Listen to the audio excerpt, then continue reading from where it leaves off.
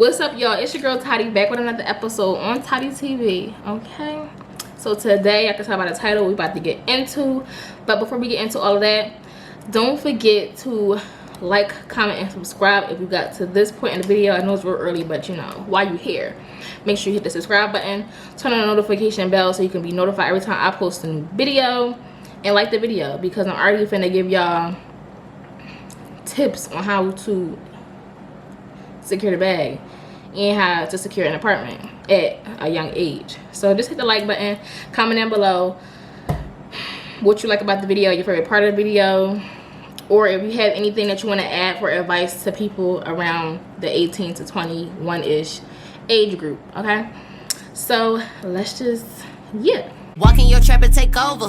Name another bitch that's cold. I just bought a brand new Rover. I don't even drive no more, I got a chauffeur. Took off, man, they asking me to slow up. Getting wiser and my money getting older. I'm that bitch, I ain't even gon' hold it. I'm that bitch and I thought that they told you. So basically, this is just a little short video. Not gonna be too long like the last video, my bad for that. But y'all wanted to see the apartment, so I gave what was being asked of me, okay? So basically, by the time y'all can see, I just wanted to you know, answer a few questions real quick. It's not like a real Q&A. It's just a couple questions about the apartment, what I do for a living. Not really a life update. I think I'm gonna save a life update for a day when I do a mukbang, and I'll tell y'all about, like, you know, what I'm doing. Am I still doing forex, stuff like that? Because right now I'm kind of gonna tell you if I'm still doing forex right now, and I'm also gonna tell y'all what I'm doing right now. But yeah, so we're just gonna get into the questions. I'm gonna just answer the main question, like how was I able to afford an apartment, how was I able to get the apartment at 20. Okay, so technically I am 21 right now, but I got approved. I went through the whole searching for apartments, letting them check my credit, letting them check my income when I was 20. I got the approval when I was 20. I signed my lease when I was 20. I just couldn't move into this actual unit until literally the 29th, which is after my birthday. Okay, but basically I'm gonna talk about, did y'all hear something? I'm gonna talk about like the search process, and then I'm gonna also talk about how I was able to do it, like financially wise, and like stuff you're gonna need if you're like around my age, like 18, 19, 20, 21, that range, and you're looking for an apartment and you want to know like how to go if you don't really have an official 9-to-5 job, like you're an entrepreneur, stuff like that. How do you get an apartment, right? So let me answer this question. Okay, so basically to talk about the what did I say was the first part I was talking about? Bro, don't mind me, my memory be all over. Fine, no, financial was second. Okay, the searching part. So searching, honestly, the date I had written down to move was November, because if y'all don't know, I got my first car. Like I got my first car that I leased, finance. I'm not leasing, I'm financing it, which is basically like, you know, paying on it monthly, stuff like that. I got a car note. I got my first car note basically when I was 19, I think, around my birthday. So I've had it for like 2 years now. Them on my nails, they're gonna get done soon. I had to pull them off to screw these balls back on, because like, you know, when I put the thing on, I gotta do like this, and my nails being long, it wasn't helping because it was about to go up my nose. But basically the date I had written down was November, because a while ago when I got my car, that was my first thing that was on my credit. Like if you haven't used your credit, you know, you haven't really got any loans out, you haven't got a credit card, you haven't signed up for little credit cards at the store, you really don't have credit. What your credit is considered, like if you ever was to check it on Credit Karma or Experian, is it Experian or is it Expedia? I always get those two confused. Experian or TransUnion, or it's a couple other names, another name for it. If you check it and your credit score is like real high and you hype about it, and you go somewhere and they deny you, the reason is because your credit is considered ghost credit, which mean like is a score, but it's not really there because you did anything. It's just like that because nothing, you haven't really gotten it, you don't really have anything out there for it to go down or go up. It's just, yeah. So that's how my credit was when I first got the car. So when I got my car, my mom had to co-sign for me, so both our names are on there, but hers is first. So it's still considered my car. I still have to pay it every month, but her credit had to get checked as well as my credit had to get checked, just to see if, you know, together it'll be cool. But it doesn't mean like she pays or nothing. I pay the whole time. But later on down the line, I found out that it kind of, I guess it helped her credit a little bit more than it helped mine. So I expected mine to like shoot through the roof for paying XYZ amounts every month. My car note is high, okay? It's high. And I was thinking like it was going to just shoot through the roof in 2 years, because that's what the dealer at the dealership told me. He was like, come back in 2 years if you get a new car. It's been 2 years, y'all. It's 2021. I got it in 2019. It didn't shoot up how it was supposed to shoot up. It's still, my credit has always been good. But that was the only thing I got on my credit. I was scared to get a credit card because I don't trust myself. Like, I just didn't want anything else but that car note. I thought that would be what I needed. But then come around and check, it didn't do what it was supposed to do. Like, I wasted my money. It wasn't giving what it was supposed to give. Like, that type stuff. A couple months ago, I think in, I'm about to say September. I'm lying. A couple months ago, I decided to open up a bank account with police and fire. If I know what that bank is. I don't know if it's all around the world. I know it's in PA, but I don't know if it's like, you know, all over like different states. But I decided to open up a bank with police and fire because my mom friend told her about it, and they have like good little perks with it or whatever. So yeah, so I decided to go there, open up a bank account with them.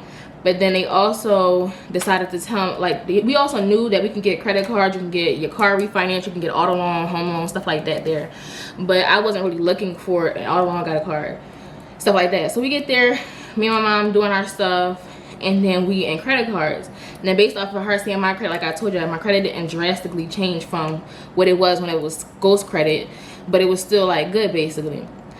So the lady there, she was just basically saying that she'll try to see if she can do it by myself, but if I can't, my mom's gonna have to co-sign, which was kind of irritating me because I wanted to have my name on something by myself for once. Like, I'm 21 at this point. Well, I was 20 at that point. I was about to be 21 like in a couple months. I was just getting irritated because like the credit already didn't drastically change, and now I still can't get nothing on my own. Like, I need the credit to drastically change by having my name on something by myself. So the lady was doing it, and this is now the person I always talk to when I go to this bank because like she always be helping. So she tried it by myself. I got approved for a certain limit for my credit card. My mom got her credit, and yeah, so that's what happened. So from, I don't even know why I just said all that. Okay, I know why. My bad, the memories is shot out, bro. So I said all that to say I knew what my credit score was from that point on, because when you get a credit card, they gotta pull your credit. So keep in mind, when you go to stores and they be like, do you want a card? Do you want a store card? You can come do this, that, and the third, get percentages off, da-da-da. You need to listen to what they're saying. It's just not no card. They run your credit for that, and if they decline you, that makes your credit go down. Any inquiries on your credit makes it go down, whether they approve you or not. Inquiries make your credit go down, especially if we have too many inquiries. That makes it go down. I don't want this to be a credit teaching video, but that makes it go down. When they decline you, it makes it go down. When they approve you, it makes it go up. But the thing that really makes it go up is paying your stuff on time and paying more than what they ask of you on time. Okay, that's what helps. So I knew what my credit was because she told me once she had put my credit for me to get the credit card. So from that point on, she was like, just wait 6 months and you'll be able to, your credit's gonna shoot up. You'll be able to do this, that, and the third, because I finally have something with just my name on it. And as long as I pay on it every month how I'm supposed to, don't use up a certain percent of my credit. Don't use up 30% over your credit, like combined, not just one credit card. If you have multiple credits out there, don't use up don't use over 30% of it, okay? Now if you do, just make sure you pay on time every month, okay? That's all I'm saying. Yeah, so 6 months from that time was like November, I believe. So I was like, okay, in November I'm gonna get an apartment. And this whole time I never really thought about moving out. Like, I never really wanted to. Me and my mom has a good relationship, so I feel like I don't really need to move out. Like, I never been the type of like, oh, I need to move out because I'm 21. Oh, I need to move out, I'm so tired of doing, like, she lets me do whatever. Like, so it's not really nothing I had to be like, oh, I can't wait till I turn this so I can go. Like, it wasn't even that. I wasn't really pressed about it. But then she started looking for an apartment.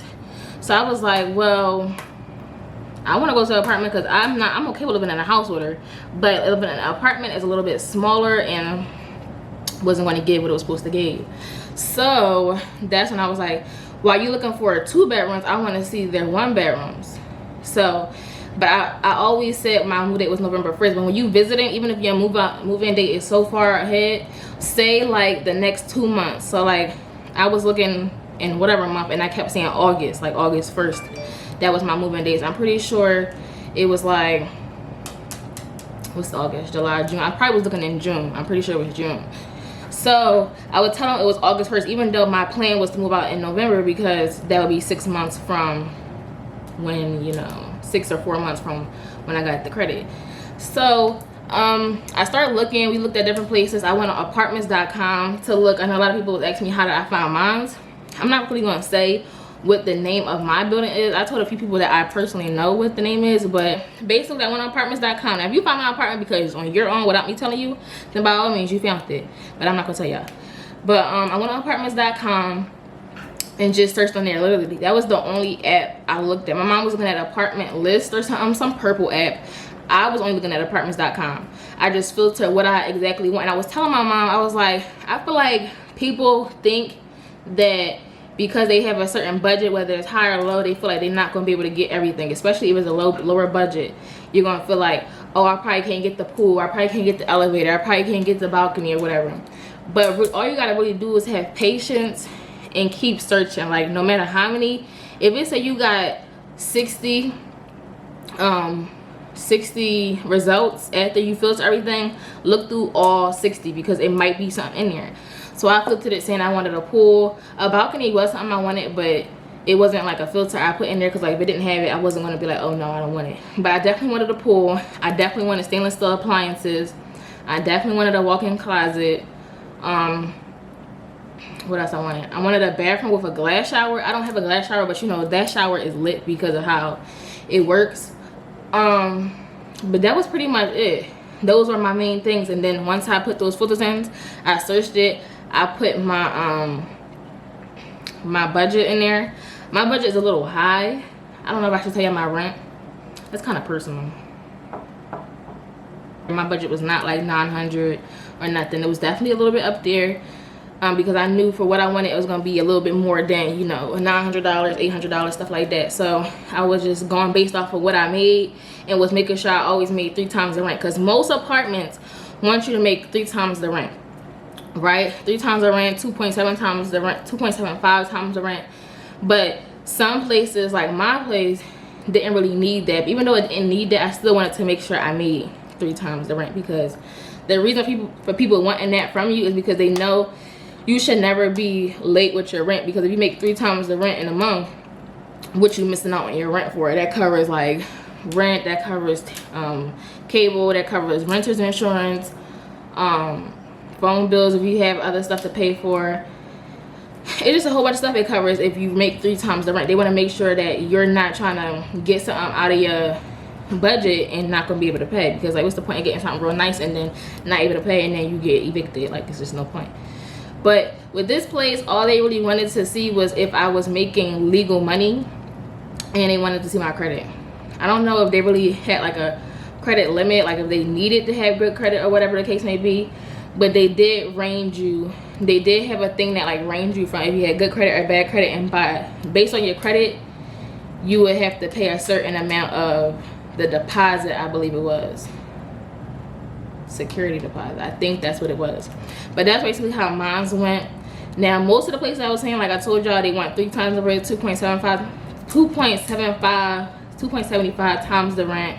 So if you looking for an apartment like 900 times 2, if you making that a month, they would accept you. Okay, but then you also have to show like records of your bank 3 months back, and that's also something I had to do with my apartment. Trying to think everything they wanted. But basically I would just look up on apartments.com if they had what I liked. If I liked the pictures, I seen what they had. Also I needed them to be pet friendly because of Princess. So yeah, but basically once I seen the apartment I like hearted all of them, had them all my favorites, and then after like an hour of me searching and favoriting, I would go and look at them and call them. Call the apartments you like. Don't just ever read online, be like okay. No, call them, schedule a tour, have them show you around so you can actually see in person, because sometimes people will take pictures and it'll make the room look bigger than what it really is. Because y'all know y'all got that thing on the iPhones where if you put it to 1.5, it looks like the room is bigger than what it really is. Like, people can not plagiarize, what? People can filter pictures and alter them to make it look different. So make sure you go in there and actually seeing how it looks. There's one place called the Avenue of East Falls. It's like right near, it's kind of near Lincoln Drive for real.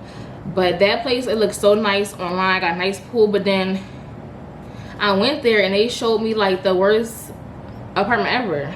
Like, the worst. The rent was like $1,400. That was cool. But it was terrible. Like, if you're if your rooms are dirty, or not even dirty, rooms are ugly that you renting out, at least make the display look displayable. Like, it looked terrible. The floor was lifting up. It was like little foamy things in the, like, I don't know how to explain those foamy things, but I don't know, it looked terrible basically. And then also check the reviews on Google. Oh shoot, check the reviews on Google. The reviews on Google for that apartment has said they have an infestation of rats. Not rats, mice. I'm exaggerating, mice.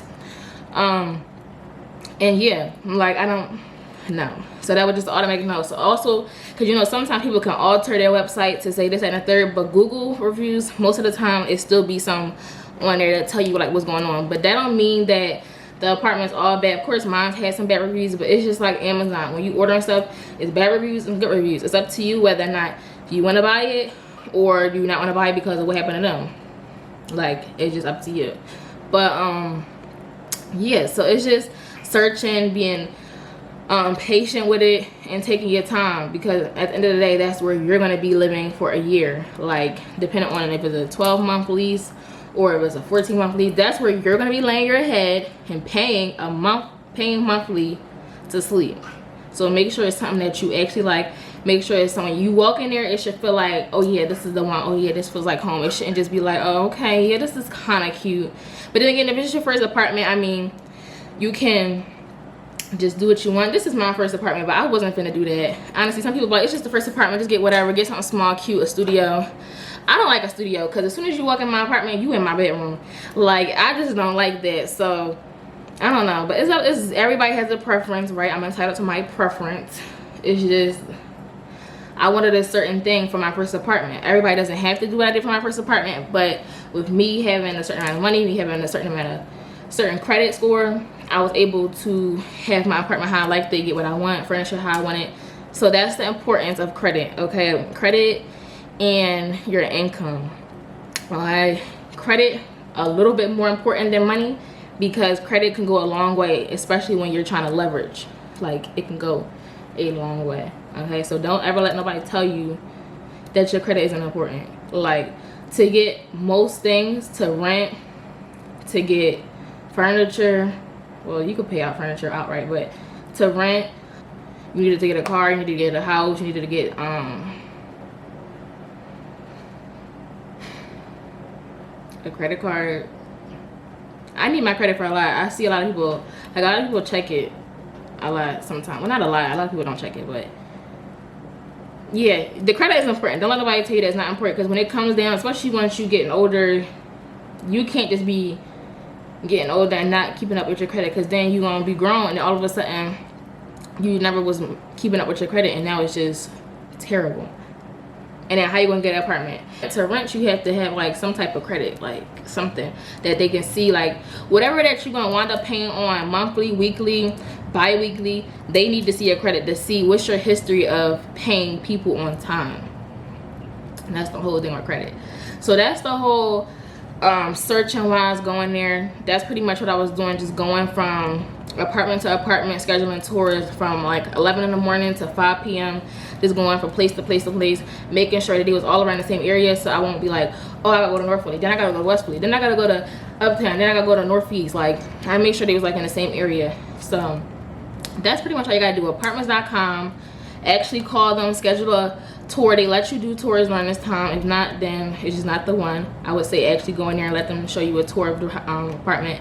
I was not letting them not show me the room I wanted to see that I was gonna live in. Now, actually, I didn't see the specific unit. I seen one a little smaller but I'd rather her have showed me the one that was smaller than a one that was bigger, and then I'm not used to the space. So this one was bigger than the one I actually seen, and this one, like, the reason I couldn't see it is because this one had the walk-in closet and the one I seen didn't. But I seen the walk-in closet for this one in the 2-bedroom, so I kind of had an idea. And she also gave me a video of her walking through it, showing me, so I had an idea what it is.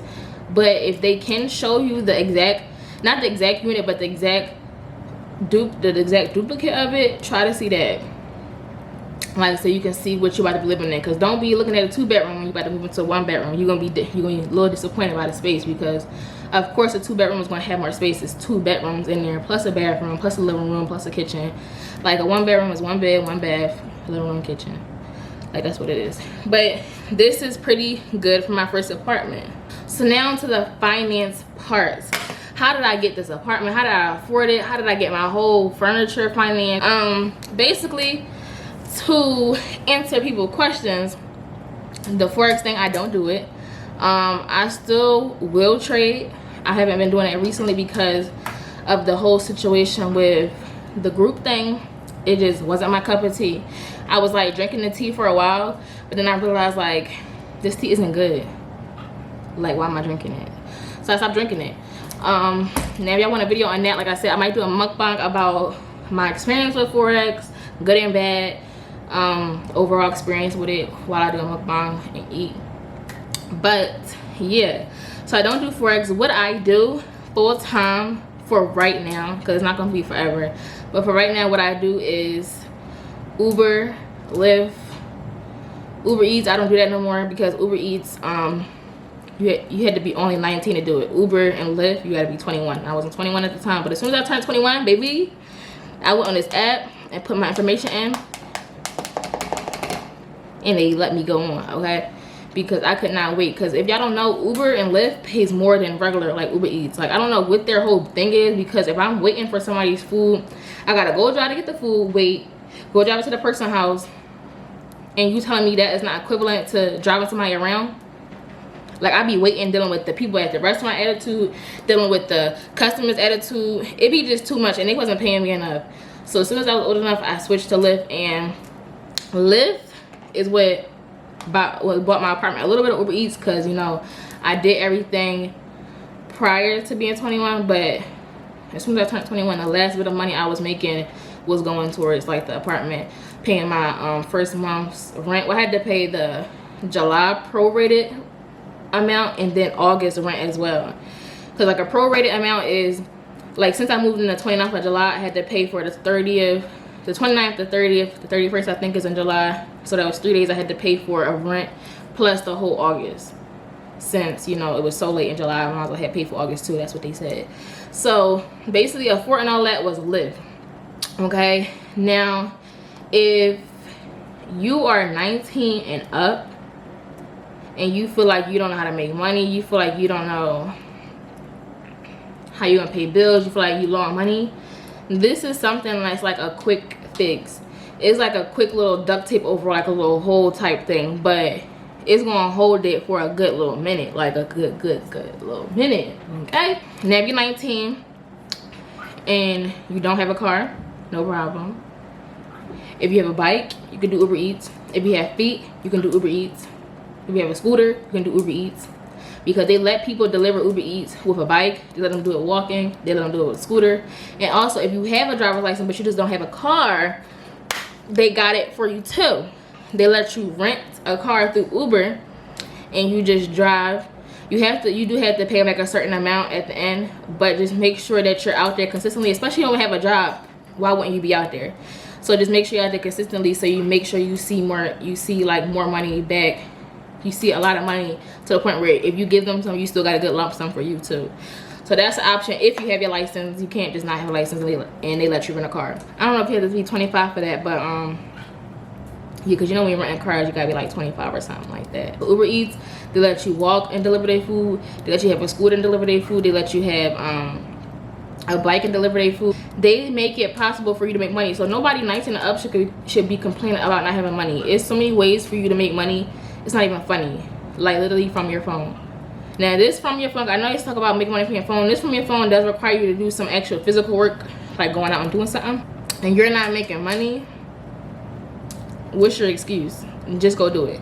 So yeah, now with Lyft and Uber, my preference would be Lyft. I prefer Lyft because they give like certain streaks. So say if I do 3 rides, they'll give me an extra $15, $18, $12 on top of what those 3 rides gave me. Now them 3 rides could give me 30. Oh my bad, I didn't mean to flick y'all off. But it could give me 30 for one, 20 for the next one, and 50 for the last one. And they'll still give me a $15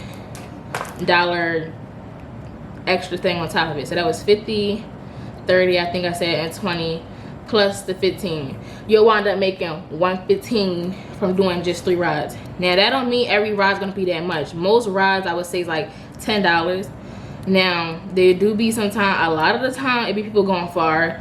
And then also if you have a bigger car, like I have 3 rows in my car, I'm considered a Lyft XL, so I get paid a little bit more if somebody is requiring, if somebody's asking to have a bigger car that seats more people. So my car can seat like 6 people. So if somebody needs something like that, it'll come to me and they'll pay me a little extra. So say somebody's on 20 minutes, it'll be about $10. But if it's a Lyft XL, it'll be $20 because it's a little bit bigger, right? So that's kind of how that goes. That's kind of how I make my money. Now I do have other things I'm working on. I'm not gonna be doing Lyft all my life. It's just something for now because I don't want to go back to school. I don't want to be working for somebody else to make somebody else rich. Like that just don't sit right in me. But I mean, working for Lyft, it kind of does pay that person, but like I get paid more than any 9-to-5 could pay me. Like yesterday I made like $900. Like, not even gonna lie to you. Now, and I was out there for like, I was out at 7, 8, 9, 10, 11, came in, took a break, so that was 4 hours. Then went back out at 4, and then 5, 6, 7, 8, 9, 10, 11. So 6 plus 4. I was out there for 10 hours yesterday, and I made basically 900. We're just gonna round it up. Divide that by 10. I basically made $90 an hour. Who y'all know made that type of money? I ain't never get paid at an hour. The most I got paid an hour was $10. Like, and I was sweating, stressing, had to go to the hospital because I was just doing the most at that job, and I was never getting paid that much. $900 in a day. Now, like I said, it's not guaranteed every time, but you have the possibility of making that. The minimum you can make if you like do every streak, because mind you, they give you $15 if you do 3 rides. Now they don't always give you streaks. Like when you first sign up, they're not gonna give you streaks immediately. You have to start working a little bit, and then probably like a weekend or 2 weeks in, they'll start popping up streaks for you, like 5 in the morning to 5 to 6 in the morning. During that time, if you complete 3 rides, or at least start it within that time frame, they'll give you $15 if you complete 3 rides. Like I said, most of the time rides are like $10. So if you do 10 times 3, that's $30 per streak, right? But that's minimum, because sometimes rides can be extreme. People want to go a little further, but that's minimum is 30. That's $30 you can make from 3 rides. Now with the streak, if it's $15, you can make like 45. So I always run it up to 50, so I can make 50 a streak. 50 a streak. Minimum you can make a day is probably like 250, 200. If you're not really doing what you want to do, you can probably make 100 if you're not really out there that long. Now max 500, 600. If they give you extra bonuses on top of everything, you can make 900, 1,000 in a day. In a day though. So that's pretty much what I did to furnish and do this whole thing. What I gave them as my proof of income was the fact that I do Uber. I showed them my bank statements showing that Uber, once I make money, I withdraw it. Well, not withdraw it, I send it to my account every time I make it. And so all they needed to see was the money constantly coming into my account. And once they seen that, they seen that I was making legit money. Then they wanted to check my credit. I already told them that was cool for real. And they approved me to come in. I literally got the approval as soon as I walked out the office. And then I just had to pay the deposit, the security deposit, and then just wait for my lease to be sent to me so I can sign it. Now to furnish everything, to get the laptop, to get the furniture. So the first thing I want to talk about is Rembrandt Flanagan. The reason I was able to, this video might be long. I said it wasn't gonna be long. What am I doing?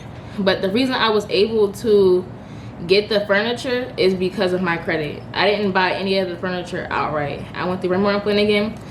They said that they can run my credit again. This is all within the same time. It was kind of bad. I was having some people run my credit, but they was all seeing like it was good. They was all seeing that I was getting approved every time somebody was checking it. So Raymore and Flanagan, they basically ran my credit and they approved me for a certain amount of money to spend at the store. It was a good amount. So all I had to do was just pick out what I wanted and put it on a credit, like, and I could walk out with it right then and there. But actually most of my furniture I had to wait for because it wasn't ready, but it didn't really matter because I wasn't moving in until July 29th and it was like June at the time. So basically they approved me for that amount. I got the couch that I wound up taking back that's just sitting at my grandma's house. Well, my mom's grandma, whatever house you want to call it. It's sitting over there now because I can't return it once it's delivered to me. So if y'all want a couch, it was $1,600, but I'll take it. I'll let y'all have it for like $1,200 if you really want it. But if you gotta be in Philly, because you gotta come and pick it up, I'm not delivering it at all. But that couch, that's how I was able to get that couch. That's how I was able to get that glass table. That's how I was able to get the bar stools. That's how I was able to get the bed that move up and down. The bed, the actual thing that makes move up and down, that was $700.